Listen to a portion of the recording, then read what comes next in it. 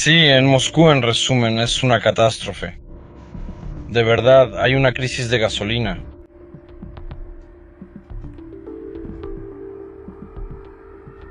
El siguiente, el tercer desafío, se refiere al desarrollo desigual de las regiones de nuestro país. Ese también es un problema evidente para nosotros. Cada ruso, aunque Irkutsk está lejos de la gran política, y en Irkutsk hay un chingo de petróleo. Y me pregunto, ¿a dónde se fue nuestra gasolina? ¿Los llevaron a la alta política? La gente que no se interesa por la política, ¿en qué están interesados ahora?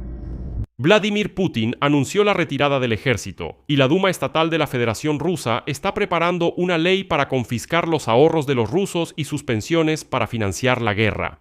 En la noche del 28 de junio, las Fuerzas Armadas de Ucrania atacaron 2 refinerías de petróleo rusas al mismo tiempo. La primera refinería está en llamas en Slaviansk na Kubani, en la región de Krasnodar. La segunda se incendió en la región de Yaroslavl, a 700 kilómetros de la frontera. En Kiev confirmaron que estos ataques son parte de una campaña de 40 días para obligar a Vladimir Putin a hacer la paz y que los drones volarán hacia Rusia todos los días. Y en medio de la crisis de combustible y el colapso del mercado bursátil, el pánico está creciendo entre las élites rusas, ya que incluso en Moscú ahora hay que hacer fila durante horas para cargar gasolina. Crimea ya lleva varios días viviendo en estado de emergencia, y en este contexto, Vladimir Putin ha empezado a aparecer en público con más frecuencia para tratar de calmar a los rusos. Hoy, Vladimir Putin declaró que las Fuerzas Armadas de Ucrania supuestamente están retrocediendo a lo largo de toda la línea del frente y que esto está ocurriendo de manera masiva, por lo que Ucrania decidió atacar objetivos dentro de la propia Rusia. Pero es importante señalar que hoy Putin habló en apoyo a su partido Rusia Unida, y ahí contó muchas cosas interesantes y curiosas. Por ejemplo, sobre el hecho de que la nueva élite de Rusia son ocupantes y asesinos que lucharon contra Ucrania. Bueno, tal élite, tal país. Y agregó que Rusia ahora está viviendo un momento decisivo y que o habrá una Rusia fuerte o no existirá el mundo entero. Bueno, aludiendo a su garrote nuclear. Mientras tanto, se supo el destino de ese mismo ocupante y participante de la operación militar especial Alexander Lunin, quien hace un par de días amenazó a Ucrania, dijo que marcharía en rebelión hacia Moscú y afirmó que el ejército se volvería contra Putin. Resulta que simplemente llegaron las fuerzas de seguridad, hicieron registros en su casa y lo metieron tras las rejas, disculpen. Bueno, y eso fue todo del terrible e implacable motín del ejército ruso. Mientras tanto, Europa finalmente despertó. En Europa calificaron la relación con Estados Unidos como una familia disfuncional de la que no se puede salir. Bueno, y la primera ministra de Italia, Giorgia Meloni, hizo un llamado a la autonomía estratégica de Europa en todo. En los países de Europa del Este, antes de la cumbre de la OTAN en Ankara, están creciendo las preocupaciones sobre la reacción de Estados Unidos ante un posible ataque de Rusia. Y así, Polonia y los países bálticos se están preparando para un escenario en el que las tropas estadounidenses podrían no unirse a la defensa. Y esto ocurre en medio de advertencias de inteligencia de que en los países bálticos podrían aparecer los llamados hombrecillos verdes rusos. Me llamo Alexei Pichi y vamos a discutir juntos todos estos temas de manera integral, pero antes de empezar les pido que se suscriban a este canal, le den like al episodio y dejen cualquier comentario debajo de este video. Entonces comencemos con las noticias sobre los ataques en Rusia. En la noche del 28 de junio, las Fuerzas Armadas de Ucrania atacaron 2 refinerías de petróleo rusas al mismo tiempo. En la región de Krasnodar, la refinería de petróleo de Slaviansk, en Slaviansk na Kubani, fue atacada. Allí se produjo un incendio. Esto lo informó oficialmente el gobernador Benyamin Kondratiev. No lo destaco porque sí es un comunicado oficial. Más adelante entenderán por qué.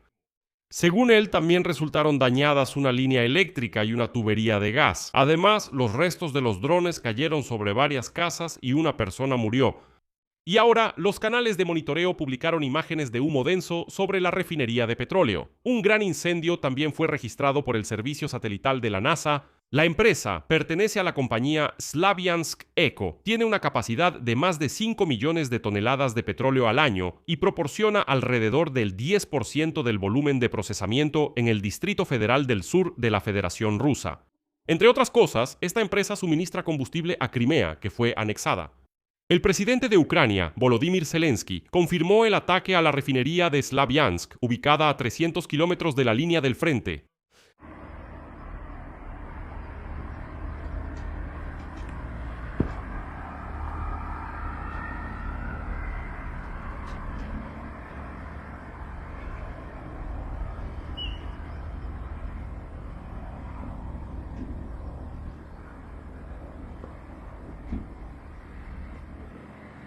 Y además de eso, declaró que se había alcanzado una refinería de petróleo en la región de Yaroslavl. Eso está a 700 kilómetros de la frontera. Y sobre este ataque, los rusos guardaron un discreto silencio. Según los canales de monitoreo, se trata de la refinería de petróleo Slavneft Llanos, con una capacidad de 15 millones de toneladas al año. Antes de esto, esta misma planta, que está entre las 5 más grandes de Rusia, fue atacada el día 22 y así el gobernador de la región de Yaroslavl, Mikhail Evraev, advirtió en la noche del 28 de junio sobre el peligro de drones en la región. Luego advirtió sobre el cierre del tráfico en la salida hacia Moscú. Las restricciones estaban vigentes en el tramo de la avenida Moskovsky, en la zona de la intersección con la carretera de circunvalación suroeste. Así que justamente ahí se encuentra una gran zona industrial donde están Slavneft Llanos y la base petrolera Spektor Plus. Zelensky agregó que las fuerzas ucranianas continúan realizando operaciones que debilitan la capacidad de Rusia para llevar a cabo la guerra.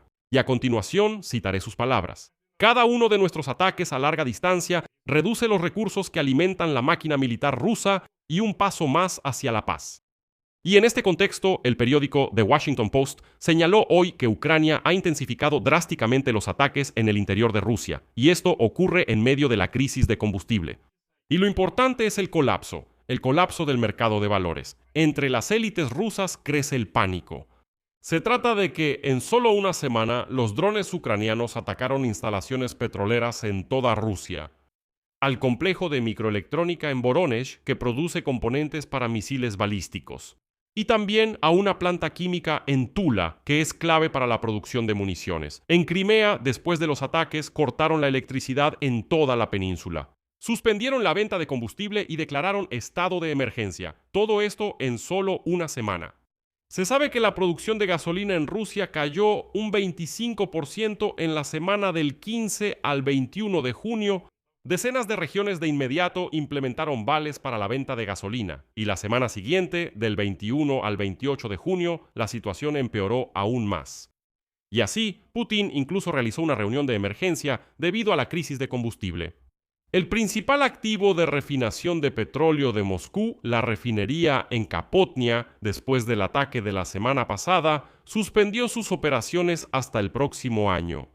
Como resultado, en toda Rusia hay enormes filas en las gasolineras debido a la escasez de gasolina. Y ya no es posible ocultarlo o simplemente llamarlo algún tipo de pánico infundado. Les recuerdo que hace una semana las autoridades rusas decían que no había ninguna escasez de gasolina, y todo lo que ven, estas filas en las gasolineras, decían que era solo un alboroto exagerado, pánico que no tenía ningún fundamento. Ya no pueden decir eso porque las filas en las gasolineras están literalmente en todo el país. Y a continuación les mostraré una recopilación de videos de rusos en los que se quejan de la escasez de combustible y las enormes filas. Y ya hay miles de estos videos en internet, así que simplemente es imposible ocultar el problema. El olor ni siquiera se percibe. Yo al parecer lo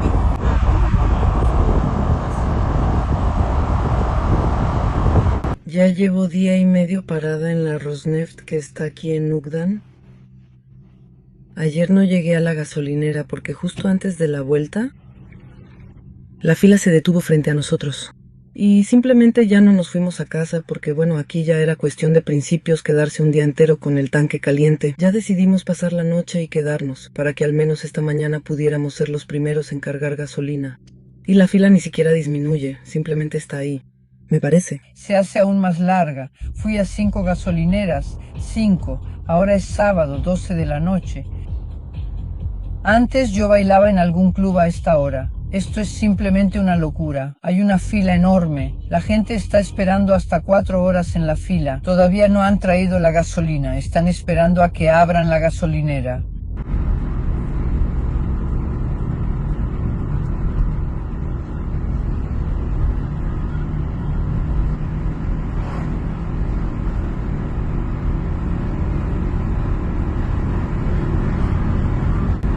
no se ve el final, qué chingados.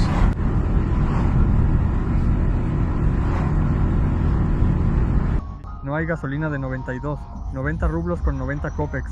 ¿Y simplemente voy a seguir adelante? ¡Hurra! Tengo 30 litros de gasolina, de la de 95, que no hay en ninguna de las 8 gasolineras, y en la 9ª tuve suerte. ¡Hurra!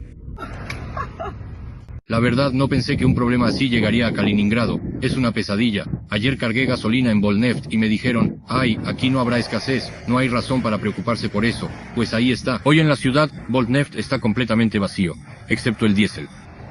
Y simplemente me iré. ¡Hurra! Tengo 30 litros de gasolina, de la de 95, que no hay en ninguna de las 8 gasolineras, y en la 9ª tuve suerte. ¡Hurra!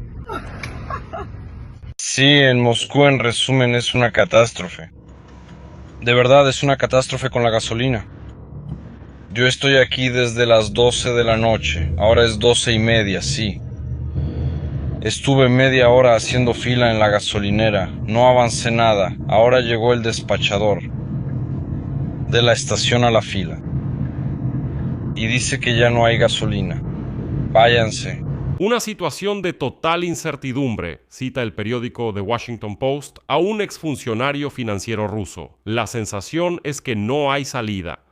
Eso lo dice en el contexto de que el mercado bursátil de Rusia ha caído más del 13% desde principios de junio. Y ahora, atención, esta es la mayor caída desde septiembre de 2022, cuando las Fuerzas Armadas de Ucrania recuperaron una parte significativa de la región de Kharkov de las garras de los salvajes valientes rusos. Es decir, el mercado bursátil ve perfectamente las consecuencias de los ataques ucranianos sin importar cuánto Putin trate de minimizarlas.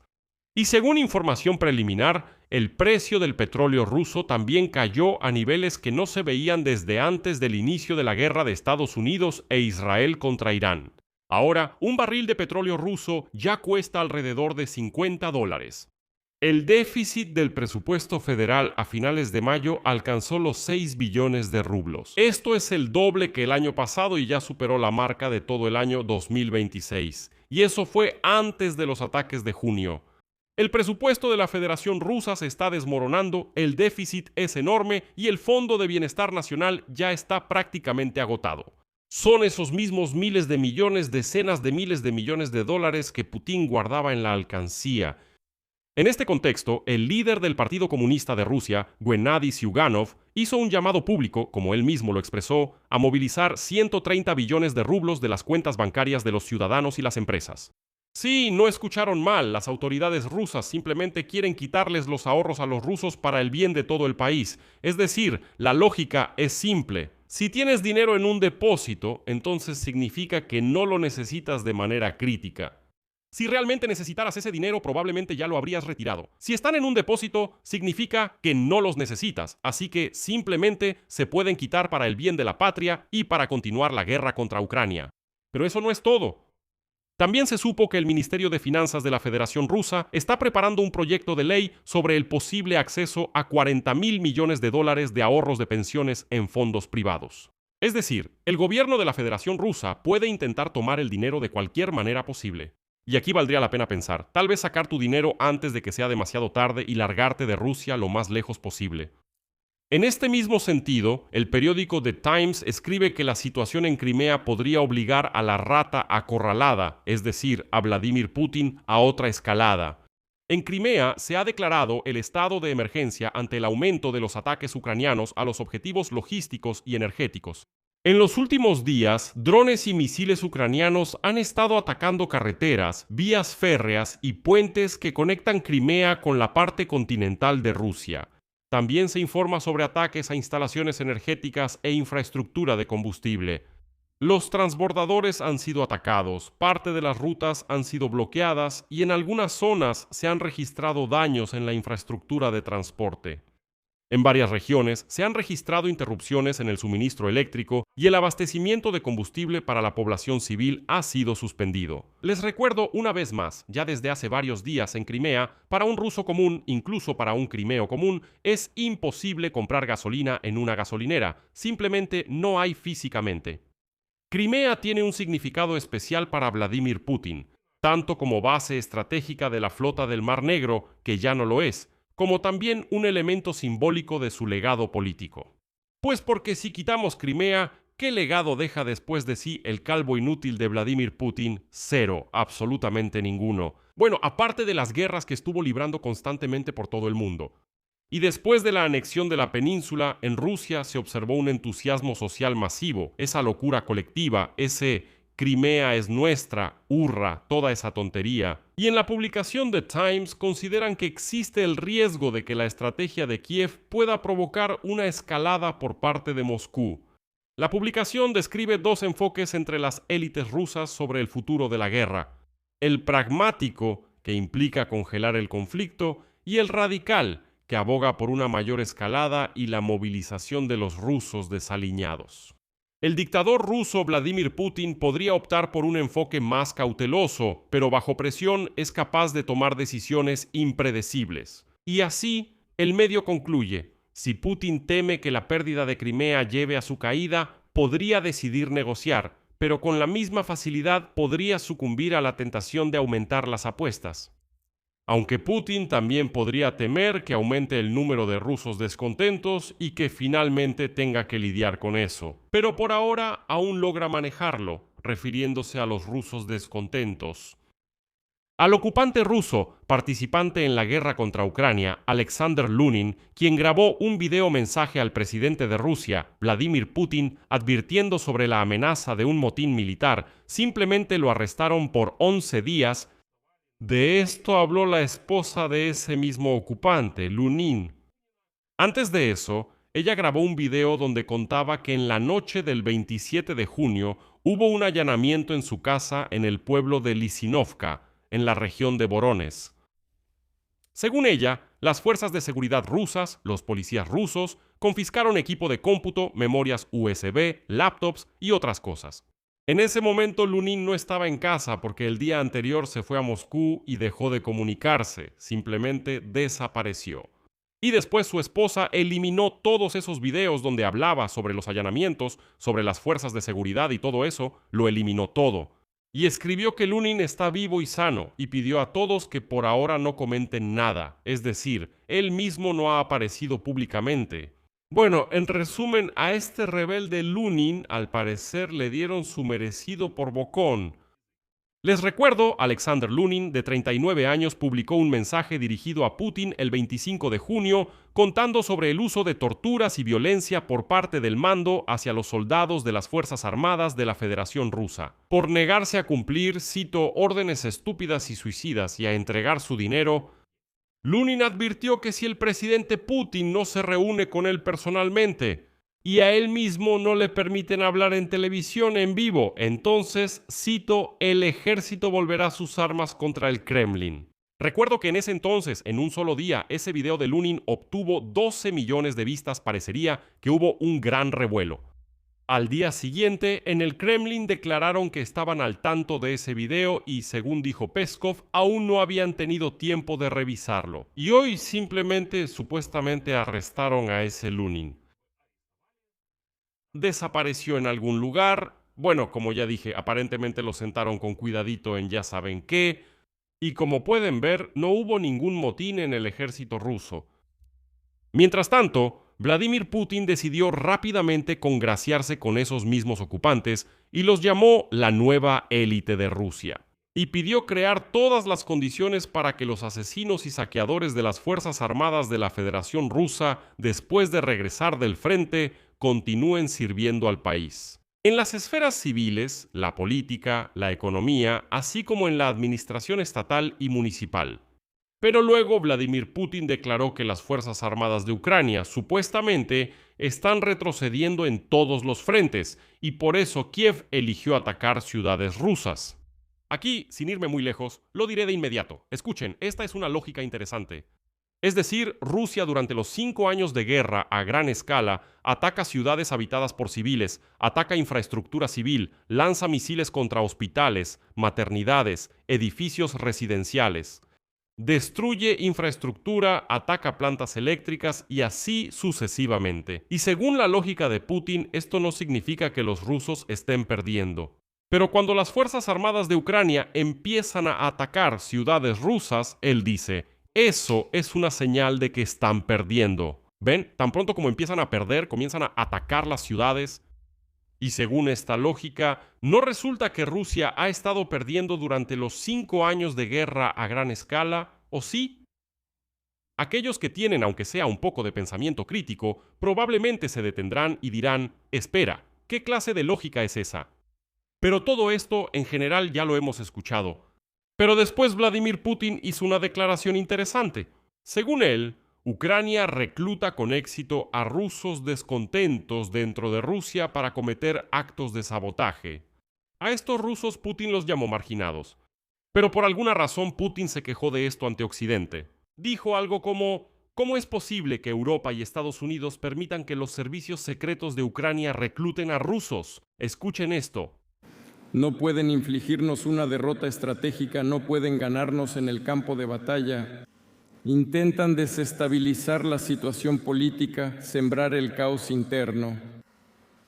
Tampoco lo logran, así que siguen apoyando al régimen de Kiev, que eligieron como ariete en la lucha contra Rusia, sin importarles el pueblo ucraniano, y ese régimen está retrocediendo en toda la línea de contacto militar. Y por eso ha pasado a acciones abiertamente terroristas. ¿Y cómo se pueden llamar de otra manera los ataques deliberados contra civiles, contra objetivos civiles y el reclutamiento prácticamente abierto dentro de nuestro país de renegados para cometer sabotajes y actos terroristas? Occidente prefiere no notar nada de esto. No lo nota y al mismo tiempo impone precisamente contra nosotros nuevas sanciones ilegales, lo subrayo. Luego, al hablar ante los delegados del Congreso del Partido Rusia Unida, Putin declaró que Occidente supuestamente no es capaz de vencer a Rusia por la vía militar y por eso, según él, recurre a otros métodos.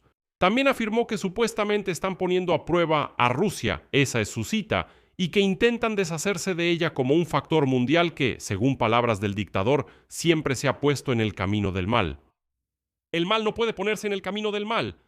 Esta tesis la expresó Putin en El País, que lleva 4 años, más de 4 años, librando una guerra agresiva contra un estado vecino, y en este contexto, Putin declaró el año 2026 como el año de la unidad de los pueblos de Rusia.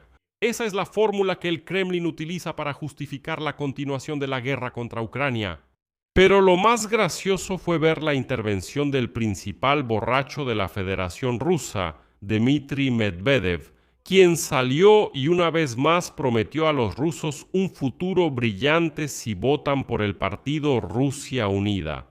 Y ahora Medvedev promete otra vez. ¿Cuántas veces van ya? Esta es la 9ª legislatura, ¿verdad? Promete a los rusos luz y gas en cada pueblo.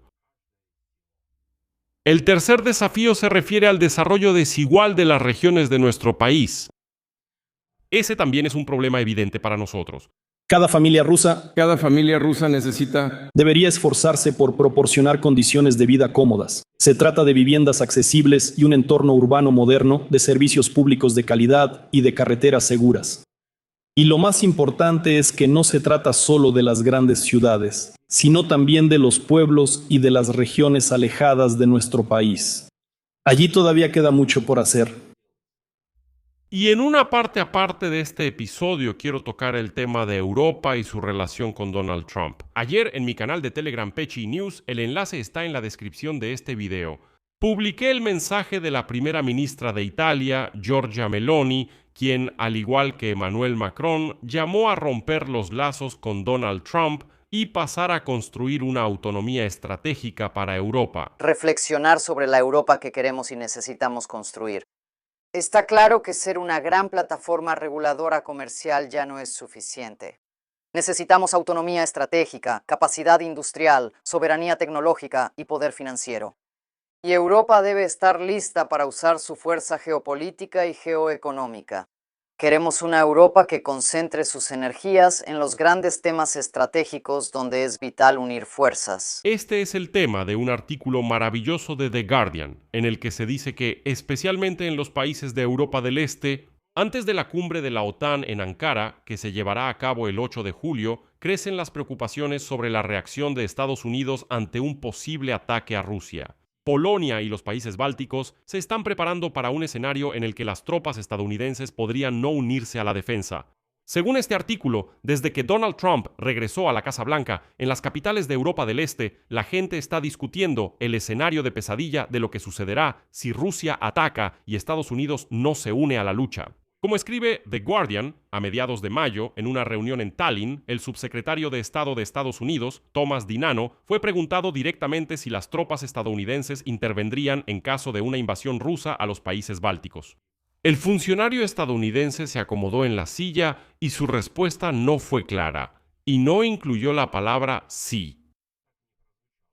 Públicamente, los políticos de la región, por supuesto, evitan esos temas, dicen que no debemos echarle leña al fuego, y ese mismo mantra fue repetido en la entrevista por todos los ministros de varios países del flanco oriental de la OTAN, pero todos lo discuten en privado.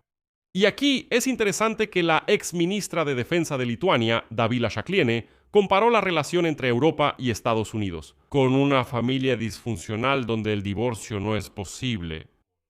The Guardian describió la situación aún más claramente. ¿Qué hacer cuando tu querido padre de repente empieza a beber y a comportarse de manera completamente incomprensible? Es difícil entender cómo actuar. Bueno, como escribe The Guardian, las primeras señales inquietantes se enviaron en febrero de 2025, menos de un mes después del inicio del segundo mandato de Trump. Luego, el ministro de Defensa de Estados Unidos, Pete Hegseth, en la sede de la OTAN en Bruselas, dijo que la seguridad ya no será una prioridad para Washington. Europa misma debe tomar la iniciativa y pagar por su propia defensa. Y ahora, el ministro de Asuntos Exteriores de Polonia, Radosław Sikorski, dijo hoy que una cierta reducción de las tropas estadounidenses en Europa ahora es inevitable. Y él predice que el resultado final será este concepto de la OTAN 3.0 o la OTAN versión 3. Europa asumirá la mayor parte y Estados Unidos será una especie de aliado que cruza la frontera. Esta es su cita. Y aquí yace la transparencia más peligrosa para Europa. Nadie conoce el verdadero estado de las relaciones entre los Estados Unidos y Europa hasta que abramos la caja de Pandora, hasta que la OTAN sea puesta a prueba en términos militares y hasta que Rusia realmente ataque. Para ese momento, ya será demasiado tarde para que Europa realmente se vuelva estratégicamente autónoma. Aquí pondré muchos puntos, tu opinión, tus conclusiones. Escribe en los comentarios debajo de este tema. Suscríbete al canal, haz clic en la campanita. No olvides darle like. Y si quieres apoyar el trabajo de este canal de YouTube, puedes hacerlo con cualquier donación usando los enlaces y datos en la descripción de este video. Eso es todo. Cuídate. Adiós.